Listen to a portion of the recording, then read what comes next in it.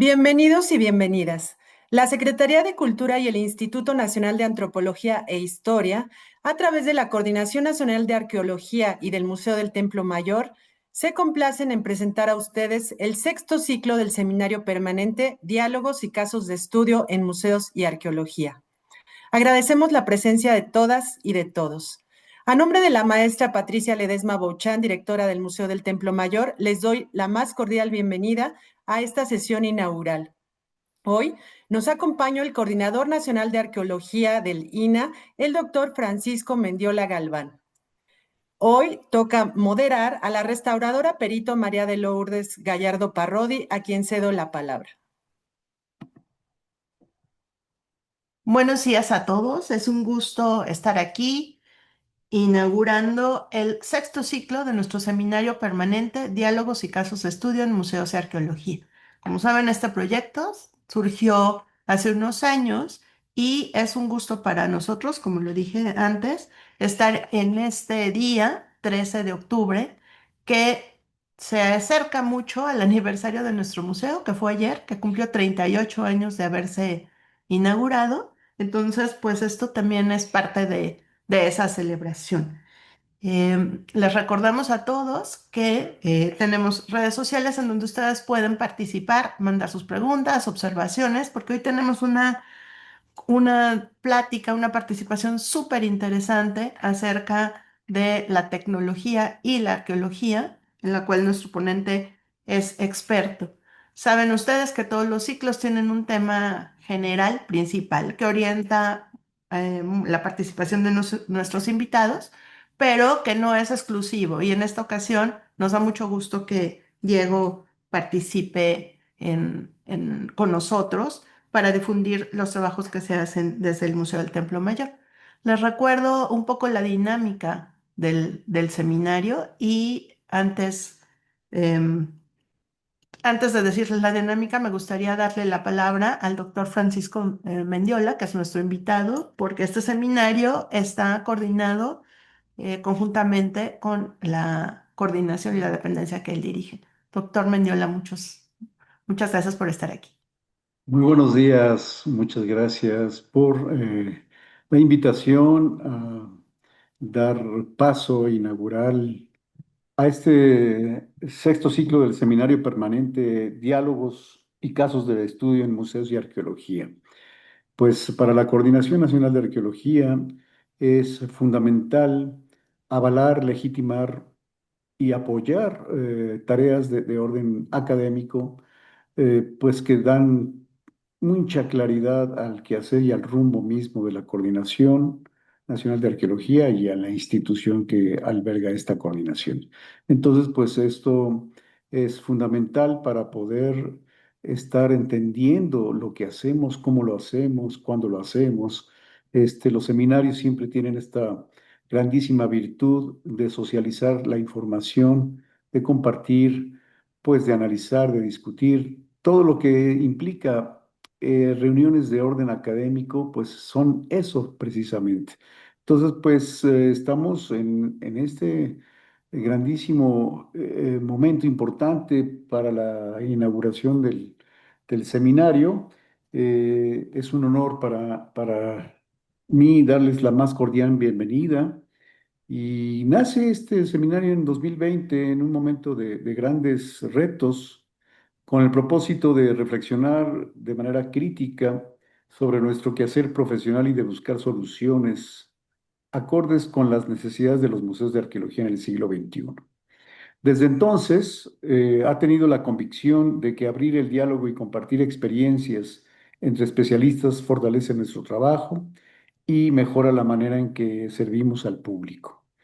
El proyecto ha surgido en el Museo del Templo Mayor y en la Coordinación Nacional de Arqueología, y esto bajo la coordinación de la maestra Patricia Ledesma, directora del museo, la arqueóloga Judith Alba, curadora, la doctora María de Lourdes Gallardo del área de restauración y la licenciada Mitzi Alcalá, jefa del departamento de difusión.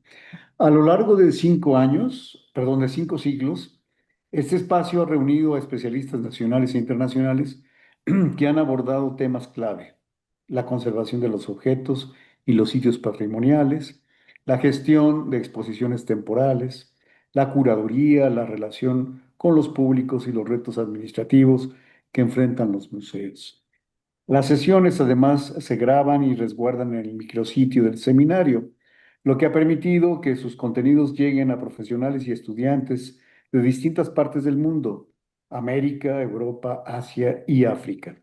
Hoy celebramos el inicio de un nuevo ciclo dedicado a las investigaciones académicas y su materialización en exposiciones. Este tema nos invita a reflexionar sobre cómo el conocimiento se traduce en experiencias significativas para los visitantes y cómo los museos pueden seguir siendo espacios de encuentro, aprendizaje y transformación. A lo largo de estos años, el seminario se ha consolidado como un referente en la reflexión museológica y arqueológica y como un punto de encuentro para quienes cuidamos, interpretamos y difundimos el patrimonio cultural. Agradezco profundamente a las instituciones, a los ponentes y al público que han hecho posible este proyecto y al equipo que lo coordina con tanto compromiso profesional. Sean todas y todos bienvenidos a este sexto ciclo, seguros de que cada diálogo y cada intercambio seguirán enriqueciendo nuestra práctica profesional y nuestra relación con el patrimonio que compartimos. Muchas gracias. Muchísimas gracias, doctor Mendiola, por compartir estas palabras con nosotros e inaugurar formalmente nuestro sexto ciclo. Como les dije, pues todos estamos súper contentos de estar aquí. Recuerden que no solamente tenemos el micrositio, también pueden consultar las grabaciones en YouTube. Y ahora sí les voy a comentar un poco de la dinámica. Nuestro invitado tendrá primero su exposición. Él va a presentar una proyección y después de su exposición abriremos el diálogo con las participantes de la sala y con todos los que nos están viendo en directo. Manden sus preguntas, anímense. Creemos que este tema es muy importante y muy relevante para entender cuál es el avance y la aplicación de los estudios que se hacen en torno al material arqueológico. Y ahora, pues sin más, voy a permitirme leer la semblanza de nuestro invitado que nos va a presentar la ponencia que se llama Técnicas avanzadas de aprendizaje de máquina para la extracción de datos de documentos novohispanos del siglo XVI. Diego Jiménez Vadillo es investigador del Instituto Nacional de Antropología e Historia. Desde hace 30 años desarrolla tecnologías informáticas para el análisis y la difusión del patrimonio cultural, aprovechando los avances más recientes en aprendizaje automatizado, visión por computadora, reconocimiento de patrones y minería de datos. Él es responsable técnico de la red temática CONACYT de Tecnologías Digitales para la Difusión del Patrimonio Cultural. También es codirector del capítulo mexicano de la Asociación Computer Applications and Quantitative Methods in Archaeology. Diego Jiménez Vadillo es doctor en Ciencias de la Información Geográfica por la University College de London. Además, realizó estudios de maestría en Ciencias de la Computación y en la Fundación Rosenbluth, y también en estudios de Asia y África en el Colegio de México. Nuestro invitado es autor de numerosos artículos académicos sobre arqueología computacional y editor de 2 libros de reciente aparición. El primero, El patrimonio cultural y las tecnologías digitales, experiencias recientes desde México, que es del 2016, y el segundo, Arqueología computacional, nuevos enfoques para la documentación, análisis y difusión del patrimonio cultural, del 2017. Diego es parte del equipo de investigadores del Museo del Templo Mayor y es un gusto enorme que estés con nosotros para esta sesión inaugural. Te cedo la palabra y bienvenidos todos.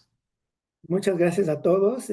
Gracias primero pues, por la oportunidad que me dan de presentar uno de los trabajos en los que estoy involucrado. Y a todos los que están conectando, pues también les agradezco su interés. Voy sin más a pasar a la presentación.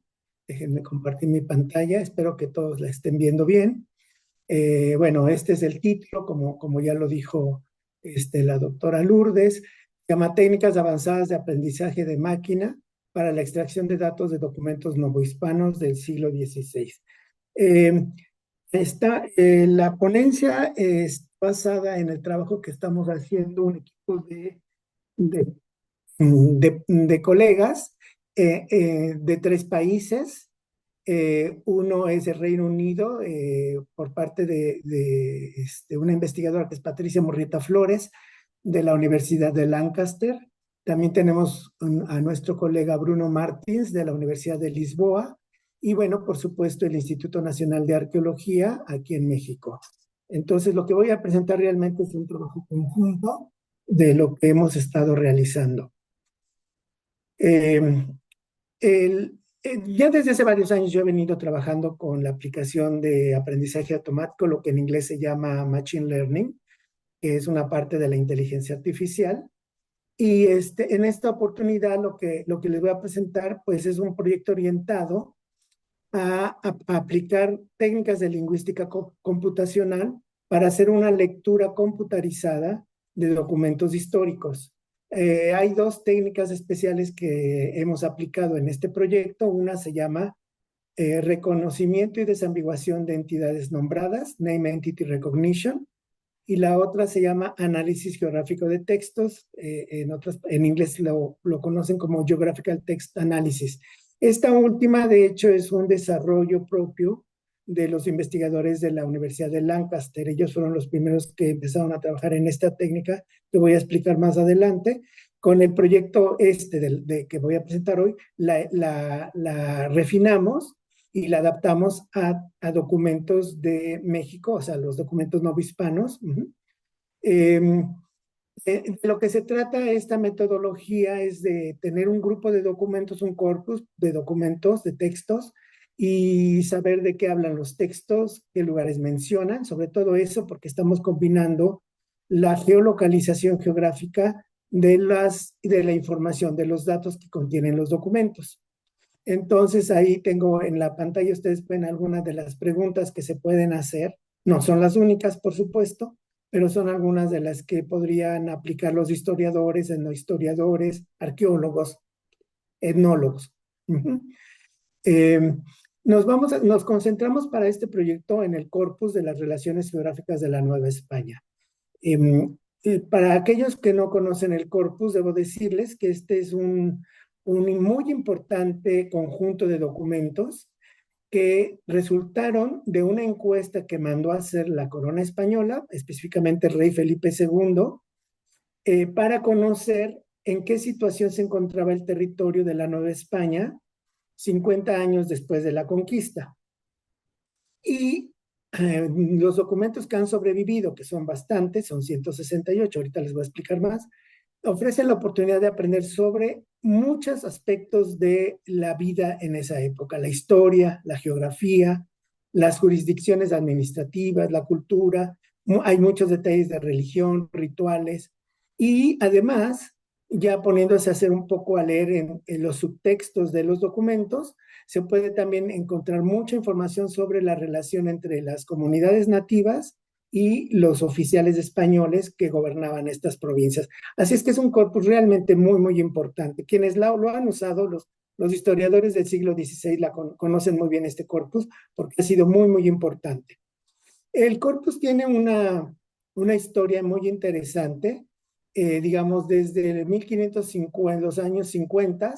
El Consejo de Indios quería saber más sobre las poblaciones de Nueva España y se fueron proponiendo una serie de encuestas que realmente no se llevaron a cabo porque había mucha resistencia de parte de los oficiales españoles para contestarlas. Entonces tenemos el primer intento de recopilar esta información que surgió en 1569, fue Juan de Obando, que era el cosmógrafo real, que envió un cuestionario de 37 preguntas. Realmente no se conocen respuestas a este cuestionario, o sea, el proyecto fue un fracaso realmente. Luego en 1570 inventaron otra encuesta de 200 preguntas. Aquí era demasiado, o sea, eran muchas preguntas, y creo que eso fue una de las razones por las que tampoco se logró compilar bueno, las respuestas de los corpus. Hay otro intento que sale en 1573 de 135 preguntas y tampoco se llevó a cabo. Es hasta 1577 cuando el sucesor de Juan de Obando, Juan López de Velasco, reduce el cuestionario a 50 preguntas, lo que finalmente da lugar al corpus que tenemos, que ha sobrevivido a la fecha. Juan López de Velasco, además de querer recopilar la información para mostrarla a la corona española, estaba escribiendo en ese momento un libro muy importante sobre la historia de Nueva España. Entonces su interés era doble, era cumplir con el deseo del rey de conocer sus territorios y él mismo de tomar información para escribir su libro. A la izquierda de esta pantalla ustedes ven una instrucción, se llama instrucción en memoria, que es un impreso, es el cuestionario que envían a la Nueva España, y esto creo que fue uno de los éxitos de este proyecto, que no se mandaron texto, o sea, que no se mandaron las preguntas así en manuscrito, sino que se imprimió este cuestionario y eso permitió mandarlo a todas las provincias de la Nueva España. Sí, entonces, ese fue uno de los aspectos clave que dio lugar a que este corpus sí se pudiera compilar. Otra cosa que es importante mencionar aquí es que este tipo de cuestionario no solamente se mandó a la Nueva España, también se mandó a territorios de Castilla y otros territorios de Aragón en España, ¿sí? O sea, el proyecto de Felipe II y de Juan López de Velasco era recopilar información de todo el imperio español, ¿sí?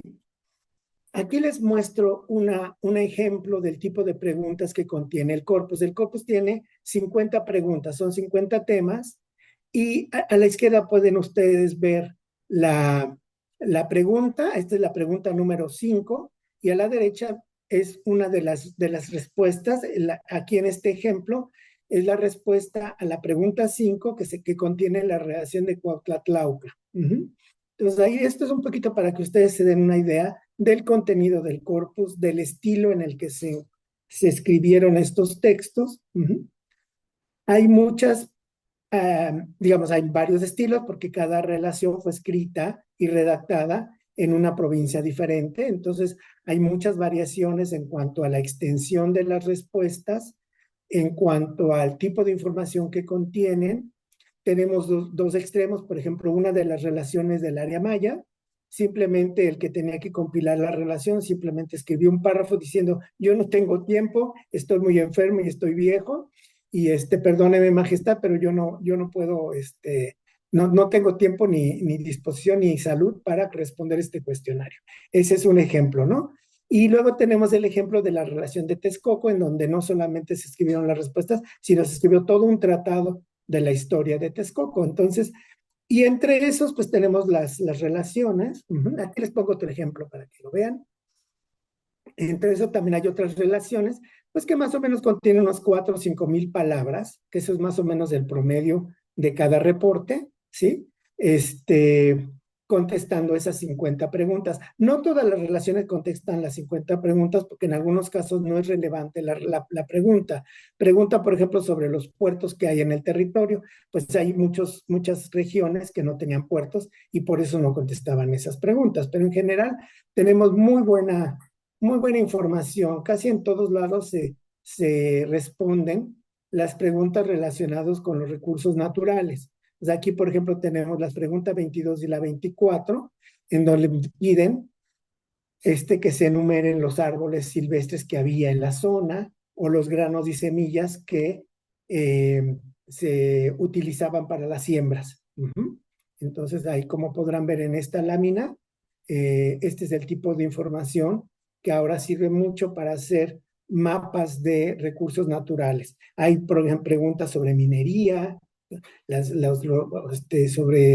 sobre los significados de los nombres de los pueblos, que nos dan ahora mucha información histórica. Aquí están sobre las hierbas, los animales. Y bueno, aquí está un poquito un poco los datos del corpus. Pueden ver a la izquierda cuántas relaciones vienen de cada una de las provincias de la Nueva España. En total tenemos 168 reportes y el conjunto del corpus más o menos abarca 1 millón de palabras. Y el corpus, además, la maravilla de esto es que se complementa de 78 mapas pictográficos, porque una de las preguntas era que se hiciera un mapa de la región. No todos hicieron este mapa, pero hay 78 que han sobrevivido. Hay 26 manuscritos y 16 mapas que se han perdido, pero les digo, los sobrevivientes son 78 mapas que existen y 168 reportes que han sobrevivido. Y más o menos en el mapa ustedes pueden ver la división de las grandes provincias de la Nueva España en el siglo XVI. El norte pues no está cubierto todavía en este corpus, ¿sí? Entonces nos falta información sobre eso. Aquí están digamos, las jurisdicciones. Aquí hay 50 provincias de la que parten las relaciones geográficas. Y ahí pueden ver que tenemos información de 400, de cabeceras, 168 cabeceras o corregimientos, luego 248 jurisdicciones secundarias, 414 pueblos grandes y más de 2,000 pueblos pequeños y aldeas, lo que en ese entonces se llamaban barrios y estancias. ¿Sí? Entonces tenemos una muy buena información sobre la organización territorial del territorio novohispano. Aquí les muestro el tipo de documentos con el que se está trabajando. Están los manuscritos, ¿sí? Al lado izquierdo, y el tipo de mapas pictográficos. Aquí este es el de la relación de Zempoala. Este es uno de los mapas más complejos y más interesantes. De hecho, en conjunto con mis colegas Ricardo Valadez y María Castañeda, publicamos un libro sobre esta relación hace un par de años, que luego les puedo pasar la ficha.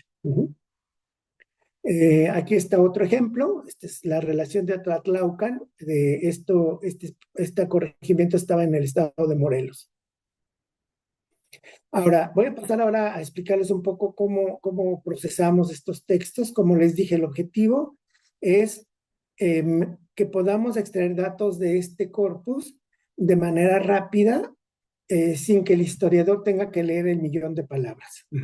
Eso no quiere decir que pensemos que esta metodología va a sustituir la lectura detallada que hacen los historiadores del corpus. Sí, porque en muchos casos se piensa que estas técnicas de lingüística computacional quieren eliminar el trabajo detallado, lo que se llama lectura cercana de los documentos. Esto no es así. Esto es simplemente, lo que estamos haciendo nosotros es simplemente una herramienta para extraer datos inmediatamente, o sea, en segundos, que puedan centrar la vista del historiador en ciertos detalles del corpus. Pues, por ejemplo, al ratito voy a poner un ejemplo, donde vamos a poner un ejemplo de búsqueda de la palabra maíz. Entonces, esto le va a decir al historiador dónde en el corpus se menciona esa palabra o ese concepto, ¿no? Entonces, quiero que quede muy claro que no estamos promoviendo la sustitución del historiador por el uso de estas herramientas. Esto es solamente un apoyo extra que puede tener para localizar inmediatamente los fragmentos del corpus o los pasajes de una relación, de un documento, en donde se menciona la información en la que esté interesado. Entonces, lo primero que hicimos pues, fue digitalizar los textos, ¿sí? Convertirlos a formato legible por computadora. Y posteriormente se tuvo que limpiar porque a la hora de que se pasan los textos a un OCR, pues quedan muchas, se cometen, bueno, la computadora comete muchos errores, entonces tiene uno que limpiar el corpus. Este es un trabajo, digamos, sencillo, pero pues que requiere mucho trabajo, mucha talacha, ¿no? El segundo paso, pues ya entramos a lo que se llama el reconocimiento y clasificación de entidades nombradas, que en inglés se llama Name Entity Recognition. Lo primero, en este caso, que se hace con algoritmos especializados, ya hay algunos algoritmos desarrollados, hay una librería que se llama SPICY, pero también se pueden desarrollar desde cero, ¿no? Nosotros usamos ya el modelo de SPICY, y lo que hace este algoritmo es que se mete el texto separa cada palabra, separa todo lo que se llaman tokens en lenguaje, en la jerga de lingüística computacional, que es simplemente segmentar el texto en unidades elementales, palabras, signos de puntuación, números, para que a partir de ahí se empiece a hacer el análisis. Y luego, el siguiente paso que hace la metodología es identificar qué entidades, o sea, qué cosas se mencionan en el corpus. Entonces, separan ahí sobre todo los sustantivos, que son los que pueden dar lugar a identificar las entidades que se mencionan. En este caso pueden ser nombres de personas, topónimos, recursos naturales, etcétera.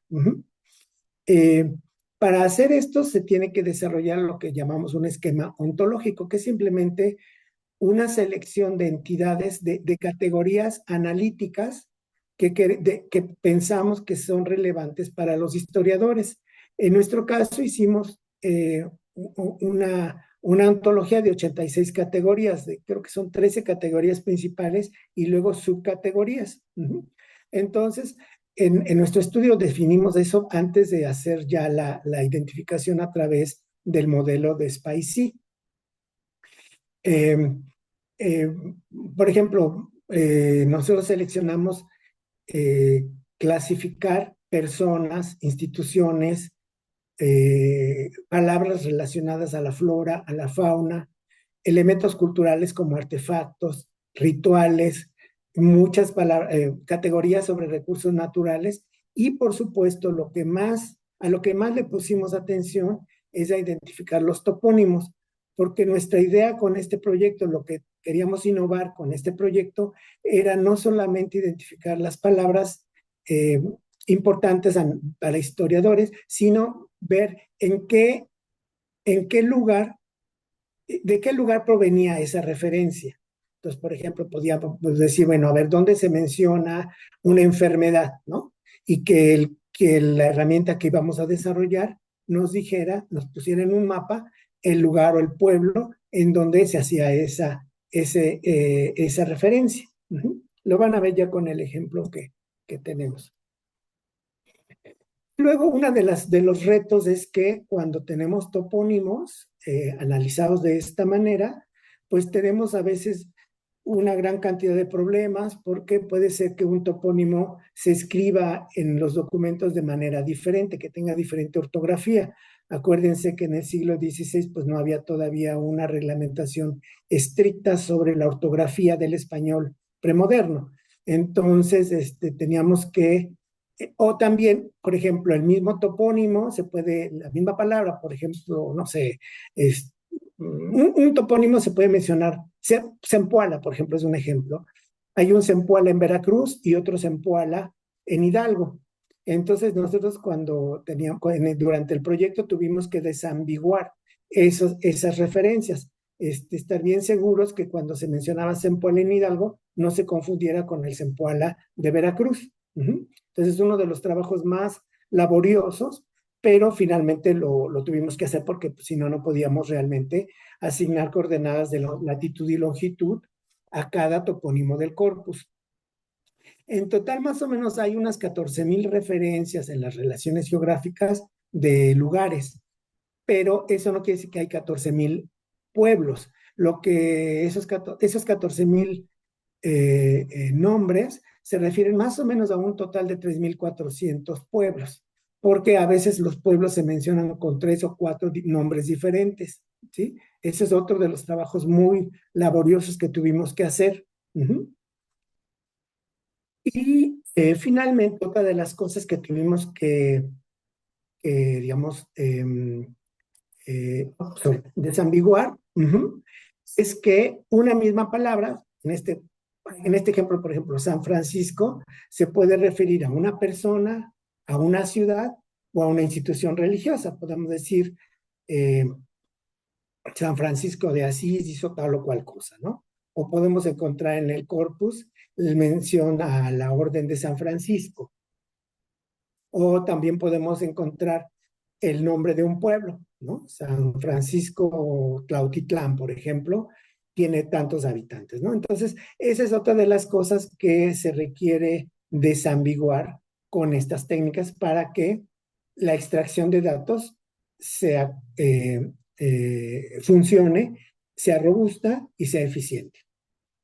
Entonces, todo esto es lo que tuvimos que hacer. Y finalmente, aplicamos una técnica que se llama colocación geográfica, en la que tuvimos que establecer vínculos entre esos topónimos que localizamos y las unidades de información que definimos. Los topónimos se unían con las categorías, las entidades, por ejemplo, animales, plantas, recursos minerales, etcétera. Entonces, aquí, ¿para qué se hace esto? Pues es para que podamos identificar los lugares en donde se mencionan las palabras clave. Por ejemplo, maíz, se podría ya de esta manera, con esa información de la palabra, la mención de la palabra maíz, podría eh, eh, ligarse a menciones que sean alrededor de esta palabra, como pues regiones agrícolas, rituales religiosos, donde dicha planta es mencionada. Aquí tenemos un ejemplo de cómo se hace la anotación. Esto es lo que realmente hacemos. Eh, eh, Cada color corresponde a un tipo de categoría distinta. Por ejemplo, lo verde se refiere a topónimos o menciones geográficas. Pueden ver que están los topónimos, y luego lo rojo se refiere aquí en este caso a nombres de personas. Lo amarillo, estas setas amarillas, las palabras se refieren a instituciones. Entonces, bueno, así como esto se colorearon, digamos, se anotaron todas esas 80 y tantas categorías que les mencioné. Ah, miren, aquí hay una, ¿no? Esclavos, aquí es un poco, se menciona estatus de las personas. Y esta imagen les muestra más o menos el conjunto de topónimos o de lugares que identificamos en todo el corpus. Como podrán ver, pues hay mucha más concentración, como es de esperar, en el centro de México, en Oaxaca y en Michoacán. Ya el norte es más escasa las informaciones porque la población era menor en esas regiones. También tenemos muchas de Yucatán, del área maya, como pueden ver, ¿sí? Entonces, tenemos, digamos, esto nos permite ver la cobertura geográfica que tenemos con el corpus. Y bueno, a partir de esta metodología logramos hacer dos herramientas. La primera es una herramienta que está hecha para que cualquier persona baje la información, una información ya predefinida, y que vea todo el corpus en un solo sitio. Hicimos una plataforma web, ahorita se las voy a mostrar.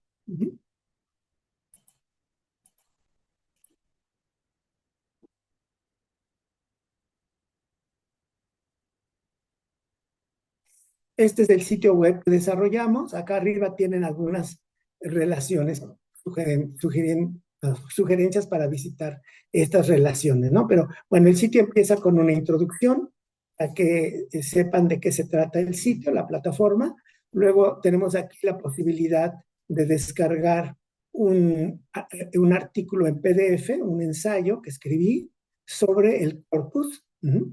Este ensayo hemos tratado de irlo actualizando constantemente conforme más información sale sobre las relaciones geográficas, porque como les digo, es un corpus muy, muy importante, ¿sí?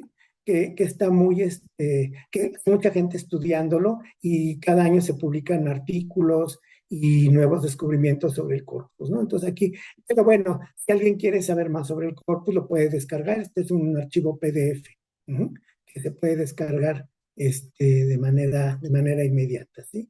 A ver, espérenme, aquí tengo que salirme de esto.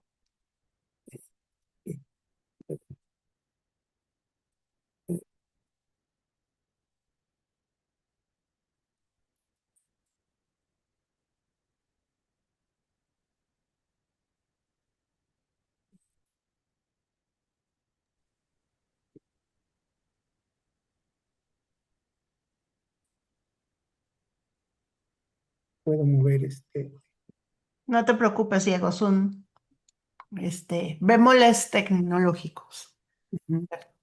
que todos entendemos. Está pegado el... Ahí está. Sí, ahí está. Bueno, entonces déjenme volver a... Ujú.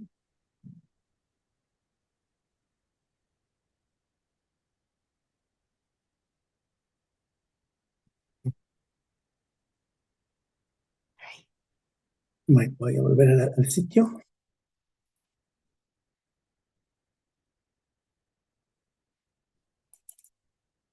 Bueno, entonces, y luego, aquí ya viene lo interesante, lo que nos permite hacer este sitio es que pueden ustedes consultar el corpus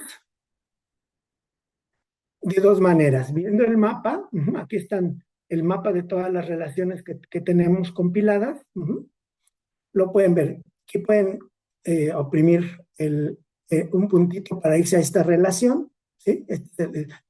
O pueden ver el corpus en lista, de manera, están aquí numeradas las relaciones de manera alfabética. Entonces, ahí si a ustedes les interesa más por región, pues si quieren ver las relaciones de Oaxaca, por ejemplo, pues se van al mapa. Y luego aquí está otro botón que es para extraer información temática. Un ratito les voy a decir cómo lo vamos a hacer. Pero si quieren extraer información temática de todo el corpus, este es el botón que deberían oprimir. Ahorita voy a escoger una relación cualquiera, vamos a ver, Lula, ¿no? Vamos a ver una que tenga mapa. Tlaucan, esta es una relación que tiene mapa, ¿no? Aquí, cuando escogen ver este documento, lo que hace es que les manda todos los topónimos, aquí en el mapa les manda todos los pueblos que están mencionados en esa relación, ¿sí? Ustedes pueden ajustar quitando las etiquetas porque luego como hay pueblos muy cercanos, a veces se llena mucho la pantalla de letras, miren cómo. Entonces, bueno, entonces aquí una de las cosas que tienen es la ubicación de cada pueblo en su contexto geográfico. Y otra cosa que es muy importante ver aquí es que tienen el mapa geográfico, que es el mapa moderno, digamos, y luego el mapa,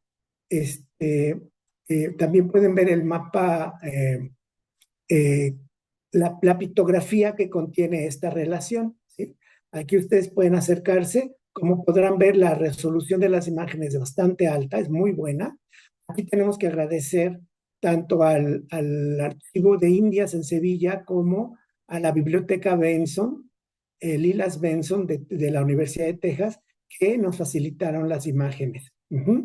Debido a que estas imágenes tienen derechos de autor, bueno, las instituciones, la Biblioteca Benson y el Archivo de Indias son los depositarios de estos documentos, no se permite descargarlas, o sea, no las pueden descargar en alta resolución, pero ustedes pueden contactar a las instituciones que las ofrecen gratuitamente. O sea, nosotros no las podemos ofrecer porque digamos, nos permiten mostrarlas, pero no nos permiten que puedan descargarlas, ¿no? Esa es una de las cosas que hay que decir. Y luego acá abajo ustedes pueden ver todo el documento, todas las imágenes del documento con su transcripción. Entonces, miren, está aquí. Eso es la primera vez realmente que este corpus se publica de esta manera. Este es de verdad uno de los logros que hicimos, que logramos aquí con este proyecto. Aquí tenemos otra imagen, ¿sí? Esta está la instrucción, que aquí tiene todas las preguntas que se hicieron, y luego acá están las respuestas. Y como les digo, aquí el historiador aquí puede llegar y leer, miren qué buena resolución tiene como para que lo lea, y acá está una de las transcripciones de este corpus, en este caso la de Acuña, él transcribió estas relaciones, pero en algunos casos no nada más tenemos la de Acuña, tenemos la de Del Paso y Troncoso, o la de investigadores más contemporáneos. Entonces, en esta región, si hay más de una transcripción de este documento, va a aparecer aquí todos los nombres de las personas que han hecho transcripciones. Y bueno, esto es, déjenme ver. Y luego viene aquí lo interesante, lo que les decía, ya el descargar información. Bueno, tenemos aquí fuentes de dónde se menciona esta relación. Aquí no tenemos, sí, está la bibliografía de esta relación específica, cuáles son los artículos, los libros que se han publicado al respecto de la relación de Atlatlaucan. Cada relación tiene su bibliografía, ¿sí? Y luego acá, por ejemplo, ya tenemos lo más interesante de la plataforma, que es el que ya hay como una serie de tablas predefinidas para que ustedes puedan bajar la información automáticamente sin tener que hacer ninguna búsqueda compleja. Miren, les voy a mostrar. Aquí están todas las categorías. Pueden mostrar actividades, simplemente seleccionan la casilla, ¿sí? Y acá en el lado derecho, como vieron, aparecieron todas las actividades que están mencionadas en la relación de Atlatlaucan. Si ustedes quieren las actividades de todo el corpus, como les dije al inicio, en donde está esa sección de mapa, lista, el tercer botón, pueden hacer esto mismo y les da las menciones de actividades de todo el corpus de los 168 documentos. Y lo mejor de esto es que ustedes pueden descargar esto en un Excel.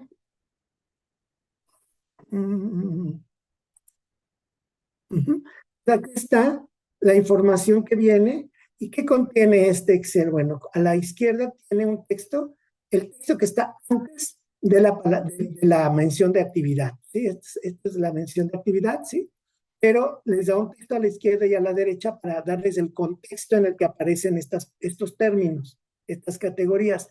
Les da, pues, obviamente, de qué relación está, les dice en qué párrafo, en qué página, ¿sí? Para que ustedes la puedan localizar fácilmente. Entonces les digo, esta es una herramienta muy, muy adecuada para que puedan bajar información, localizar en dónde se mencionan estas categorías que les interesa como investigadores y que puedan comenzar a hacer un trabajo histórico con el corpus. Aquí tenemos otro ejemplo basado en palabras relacionadas a la agricultura. Vean ustedes, aquí tenemos labrar, sementeras, tenemos las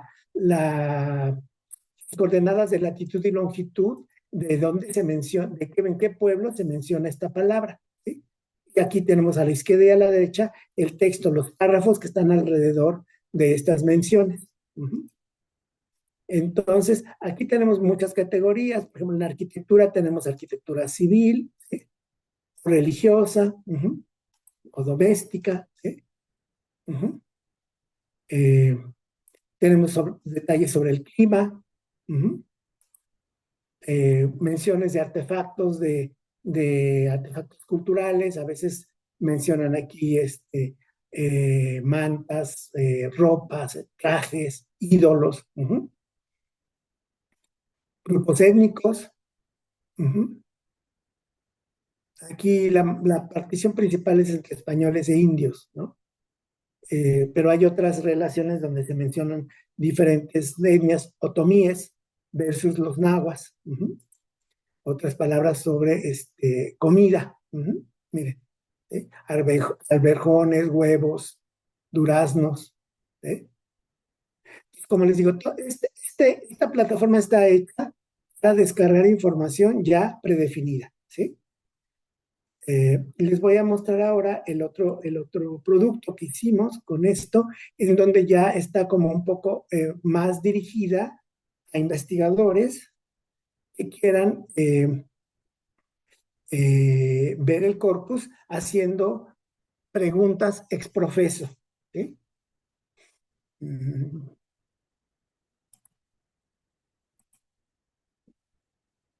Este es el inicio de una herramienta que se llama GTA, que quiere decir Geographical Text Analysis, ¿sí?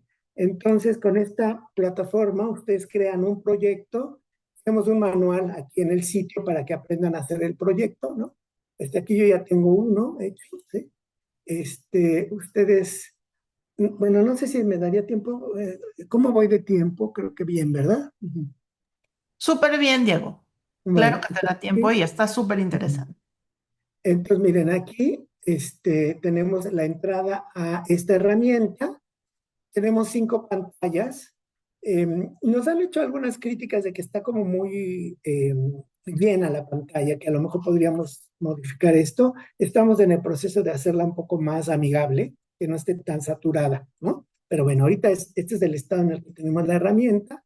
En el lado izquierdo tenemos los documentos que componen el proyecto. Esto ustedes lo eligen, o sea, a la hora de crear el proyecto ustedes seleccionan qué documentos quieren ver. Porque pueden querer ver todas las 168 relaciones o solamente las de la provincia de México. En este proyecto tengo solamente las de la provincia de México, que son 32 documentos. Aquí los tengo, están mencionadas aquí las relaciones que integran el proyecto. Luego acá tenemos el corpus, que es realmente los textos del corpus de esas 132 relaciones, van relación por relación. Aquí está la de Zumpango, pero es con la que empezamos, pero si quieren la de, ¿cómo se llama? Ocopetlayucan, aquí está. Y ustedes van eligiendo la que quieran ver aquí en la pantalla. Y lo bonito de esto es que tenemos mapeadas las menciones de las categorías. Aquí están las relaciones, ¿no? Esto aquí en el mapa. Entonces, aquí tenemos la oportunidad de hacer búsquedas por palabra clave, ¿sí? Por ejemplo, maíz, como les dije hace rato, ¿sí? Que encuentre la palabra tal cual. Y vean, aquí ya me encontró en estos 32 documentos todas las menciones sobre maíz, ¿sí? Y cuando yo elijo una de las referencias, por ejemplo, esta, aquí, inmediatamente me lleva en el mapa al lugar donde se menciona, en este caso Zumpango. Entonces ya ustedes saben que este párrafo donde se menciona la palabra maíz viene de la relación de Zumpango, ¿sí? Y aquí está la mención, ¿sí? Aquí está resaltado el lugar donde aparece esta palabra. Entonces, con esto ustedes pueden combinar diferentes búsquedas. Pueden buscar maíz junto con otras categorías. Para ir combinando, haciendo como una investigación más compleja, ¿de acuerdo? Si no se saben bien la palabra o no están bien seguros, pues pueden poner, por ejemplo, pango, ¿no? Vamos a poner, bueno, aquí le ponen like en vez de equal, ¿no? Para mencionar todas las palabras en donde haya el fragmento pango, aquí en este caso, pues un pango. ¿Sí? Y bueno, ustedes pueden hacer todas las preguntas aquí que quieran esta es una búsqueda por palabra clave. Pero luego también tenemos pues todas las categorías que tenemos que mencioné que ya tenemos, ¿no? Por ejemplo, teníamos la de actividades, ¿no? Y puedo mencionarles todas las referencias sobre actividades que se llevaban a cabo en esas 32 provincias, ¿sí? Entonces aquí tenemos aquí lo mismo, aquí nos da la actividad y lo mismo, lo que llamamos el contexto a la izquierda y el contexto a la derecha. Ustedes pueden modificar el tamaño del contexto si quieren ver más palabras. Aquí la tenemos como 30 palabras a la izquierda y 30 palabras a la derecha, pero pueden reducirlo o aumentarlo. Pueden poner 50 palabras, ¿no? Y volver a hacer la búsqueda de esa manera. Para que tengan más contexto. Entonces, todo eso, les digo, todo eso se puede modificar aquí. Y lo mismo que como hicimos, miren, aquí están miren, aquí están, sí, las palabras, cómo están, de hecho voy a ver si puedo, me gusta esta imagen para salvarla, perdón, porque me va a servir para otra presentación esta imagen. Bueno, ustedes aquí también tienen la oportunidad de descargar esta información, ya sea como un Excel con CSV o un archivo JSON. El archivo JSON es un archivo que se usa mucho en computación para colgarlo en línea, para hacer búsquedas muy estructuradas en línea. Entonces, ustedes tienen las dos opciones. Ahorita yo lo voy a descargar en CSV para usarlo en un Excel. Y si son 10,000 referencias, las 10,000 referencias las van a encontrar. O ustedes, digamos, no importa el número de palabras, pero lo que me gusta que noten es qué rápido es la extracción de la información.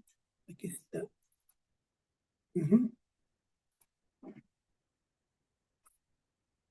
A ver,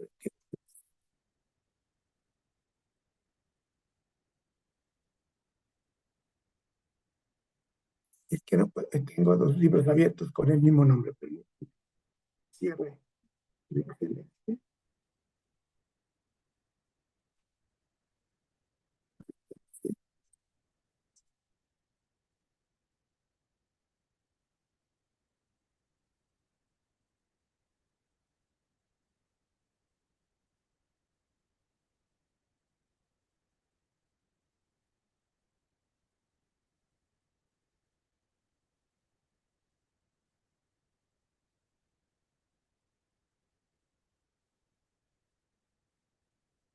Está el resultado. Ujú. Entonces, como les digo, eh, es una herramienta que facilita el análisis del corpus. No queremos, como les digo, sustituir el trabajo de los historiadores porque, pues, una cosa es bajar esta información de esta manera tan rápida y la otra es interpretar lo que se está diciendo en este corpus. Ujú. Acá tenemos en esta pantalla pues todos los datos de la anotación, o sea, en esta palabra maíz, en qué documento se encuentra, en qué párrafo, son datos más para que el historiador sepa cómo localizarla. Ujú. Entonces, bueno, pues esos como que son los productos que hemos logrado hasta ahora en el proyecto. Bueno, también hay otras cosas, el corpus se ha puesto también para que la gente lo analice. eh, eh, digamos, tenemos los textos ya anotados, o sea, los textos anotados que son como estos textos, como lo que están viendo aquí, para que los bajen y puedan hacer otro tipo de análisis los historiadores que quieran hacerlo los técnicos que quieran hacer otra herramienta. ¿Sí? Esto lo tenemos en un repositorio de GitHub, que luego les puedo pasar el link porque se puede descargar libremente. Uh-huh. Y bueno, con esto concluyo la presentación. Les agradezco mucho su atención y estaré pendiente para que si hay alguna pregunta. Diego, wow, está increíble el trabajo que hoy nos compartes. Yo te pediría que no movieras esa diapositiva, si nos podemos quedar un ratito con esa antes de pasar de Ujú. cerrar la presentación, porque es muy importante que conozcan los datos de Diego para que ustedes, para ciertas dudas puntuales, se puedan comunicar con él. Entonces, bueno, lo primero que yo te tendría que decir es gracias por la generosidad de compartir esta herramienta con nosotros, porque en esta ocasión vemos varias cosas importantes, ¿no? Se vuelve a poner en la mesa este asunto que está tan de moda discutir, sobre todo en el ámbito académico, que es la inteligencia artificial. Tú en otra presentación que tuviste con nosotros en nuestro seminario ya habías hablado de ese concepto y de cuál era su aplicación, pero bueno, sigue estando en la mesa esa discusión y vemos una de las formas de aprovechar esa inteligencia artificial, siempre con la inteligencia natural, para dirigir los resultados que uno quiere obtener, ¿no? Y este camino es otra vez, ¿cómo hacemos nuestra práctica? ¿Cómo podemos mejorar nuestra práctica y hacerla más eficiente? Y en muchos casos se trata de volver a las fuentes, a los objetos y desarrollar nuevas maneras de mirarlos, de relacionarlos, de entenderlos. Y eso me parece súper, súper importante. Y aquí lo que yo te comparto es que nos estás realmente compartiendo dos cosas diferentes. Por un lado es la herramienta que a mí se me ocurre que se puede aplicar en muchos campos. En museología hay muchísimos. Y otro ya es la herramienta en sí, ¿no? Este corpus que ya está analizado y que está a disposición de todos los investigadores que lo quisieran aplicar o jugar o instrumentar en su práctica profesional, ¿no? Entonces, por un lado es esta herramienta y por el otro lado es em, esta metodología que se podría aplicar a a otros tipos de corpus y de patrimonio. Hay varias intervenciones del público y yo los vuelvo a invitar para que sigan mandando sus preguntas a todos los que nos están escuchando en directo y tienes un saludo muy afectuoso de Mariana Fabila Vázquez primero, así ella. Es una de las que participó justamente del equipo mexicano. Ujú. Ella es la responsable de mucho de la geolocalización y desambiguación de los topónimos. Entonces ella, vamos a saludar también de vuelta a Mariana y un agradecimiento porque ella fue de las colaboradoras más cercanas y de las que hizo la mayor parte del trabajo de desambiguación de los topónimos.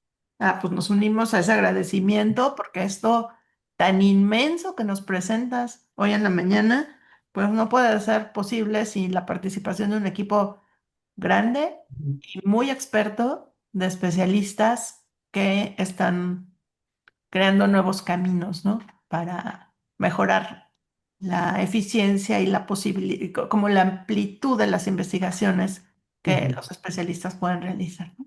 Entonces, bueno, tenemos algunas preguntas del público. Voy a leer un par, luego le voy a dar la palabra a Judith por si tiene alguna aquí en la sala o no sé, Gonzalo, los participantes que están en la sala y después volvemos a las del público. Entonces, la primera pregunta es que si tendrá algún costo el uso de esta herramienta.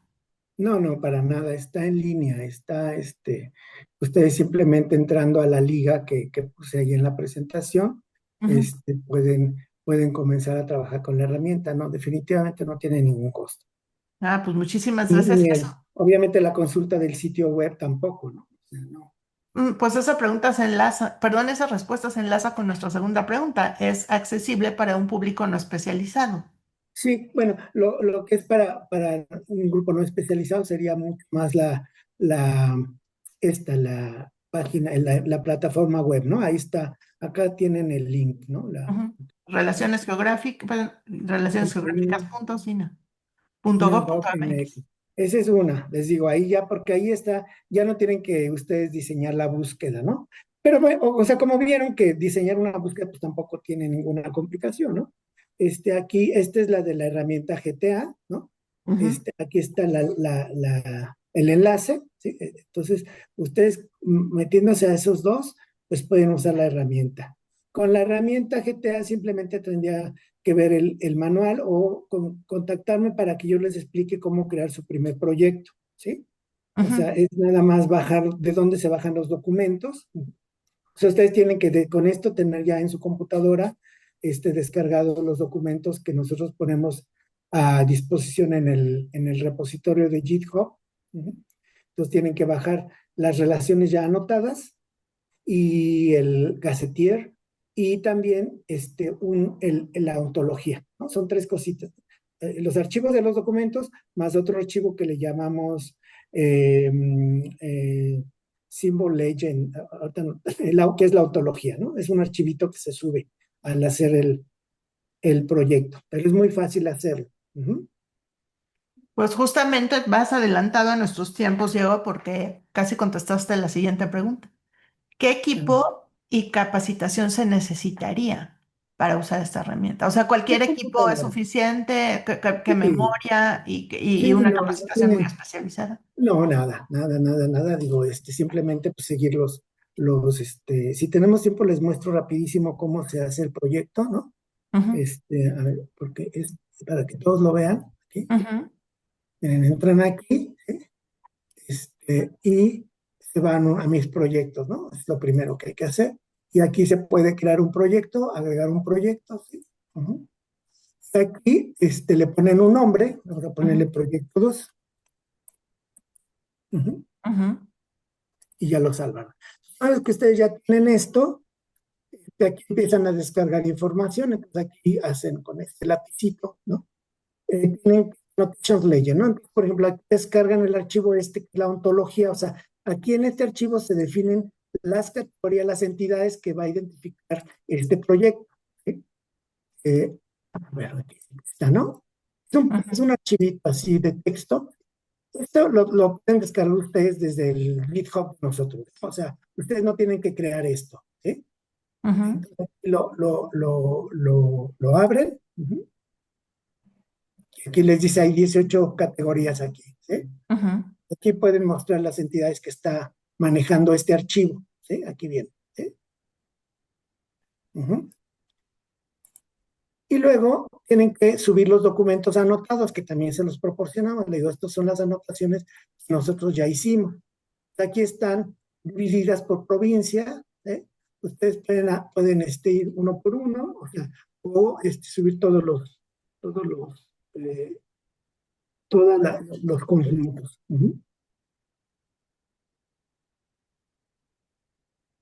Pueden ir con todos o aquí vamos a hacerlos nada más con estos 34, ¿no? Y acá abajo ya simplemente dicen cómo quieren geolocalizar las referencias, o sea, en qué se va a basar el mapa para asignar las relaciones de latitud y longitud. Yo les recomiendo pues que sea este Gacetier, que es el que hicimos en el proyecto. El proyecto se llama Digging into Early Colonial México, entonces DECM, es decir, Digging into Early Colonial México. Ese es el Gacetier o el directorio de topónimos que producimos en el proyecto. Simplemente le dicen que obtenga esos datos.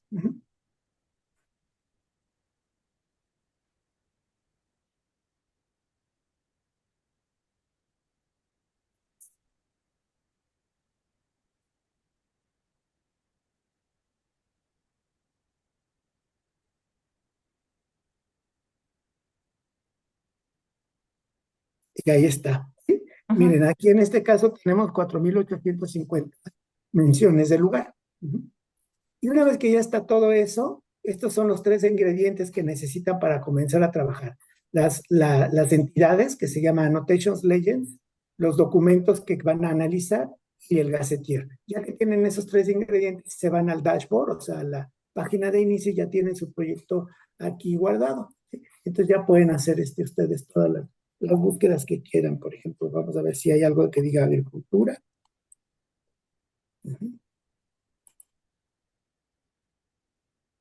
Si nada más hay una mención de agricultura, miren. ¿Sí? O vamos a ver si tiene maíz, por ejemplo.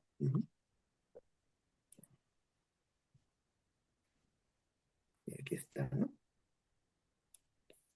Todas las menciones de maíz.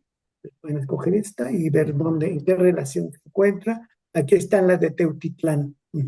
Aquí está, miren, aquí está. En este párrafo se menciona la palabra maíz, ¿no? No sé. Entonces, pues así pueden ustedes comenzar a analizar este proyecto, pero les digo, no necesitan sino bajar esto del repositorio de GitHub.